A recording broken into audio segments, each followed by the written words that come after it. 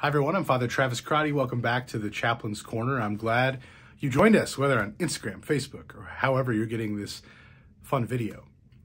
This is an interesting time of year. You know, we're kind of getting back into the swing of things with a new semester at school, as we talked about last time, experiencing that change.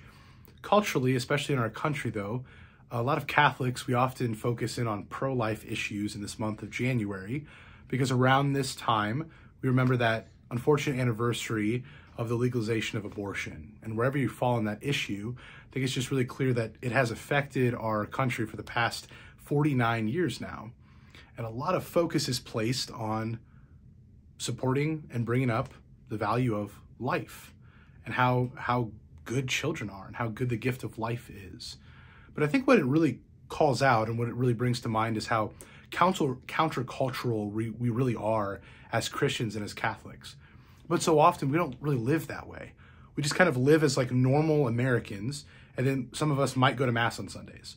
But nothing really sets us apart. We're not very countercultural with how we live, and our whole life doesn't reflect how countercultural the gospel is.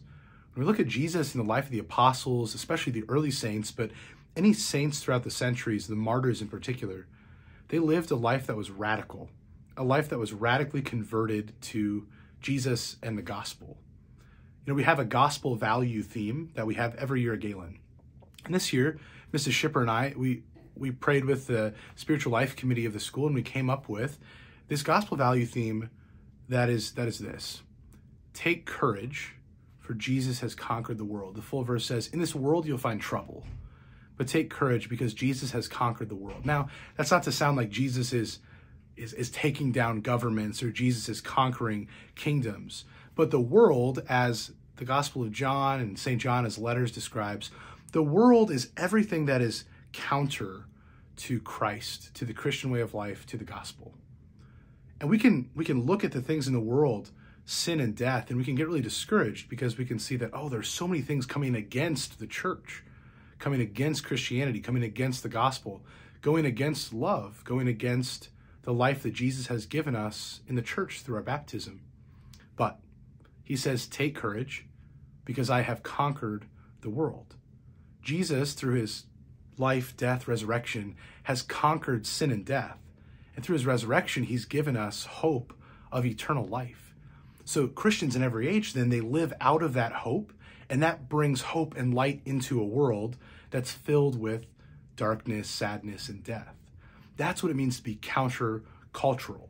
Like Jesus, not to try to tear down structures and societies, to point out things when they're wrong and when they need to be corrected, but also it means to live in the light of the resurrection, the light of the gospel, and as Pope Francis says, the joy of the gospel.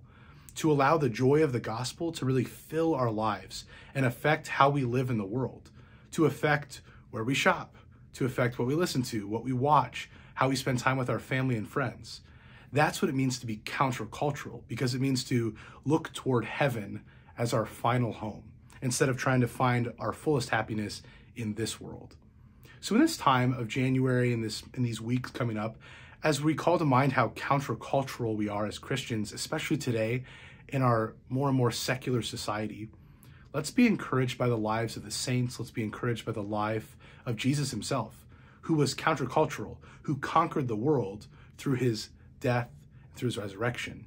And as we live in the light, in the glory, and the joy of the resurrection, the gospel, we can be countercultural and shine the light of Christ into our world in all of its darkest places. So I hope you get to experience a little bit of that joy of the gospel in these coming weeks. Thanks for tuning in, and I'll see you soon.